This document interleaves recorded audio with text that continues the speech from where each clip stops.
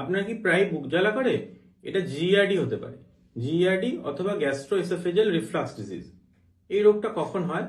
যখন স্টোমাকের acid content গুলো ইসোফেগাসে উঠে আসে বা রিফ্লাক্স হয়, তখন এটা হয়।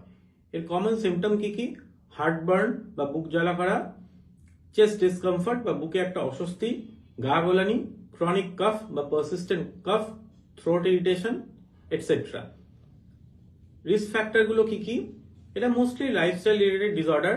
এছাড়াও excess caffeine intake, alcohol, smoking, oily food, late night eating, এগুলো মেজর রিস্ক ফ্যাক্টর।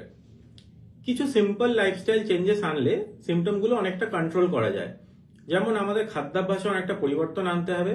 রাত্রিরে খেয়ে 2-3 ঘন্টার মধ্যে শুয়ে পড়া যাবে না। রিস্ক ফ্যাক্টরগুলোকে এলিমিনেট করতে হবে। এগুলোতে সিমটম কন্ট্রোল না হলে অবশ্যই ডাক্তার দেখান এবং ডাক্তারবাবুর পরামর্শ মতো ওষুধ খান। আর কোনো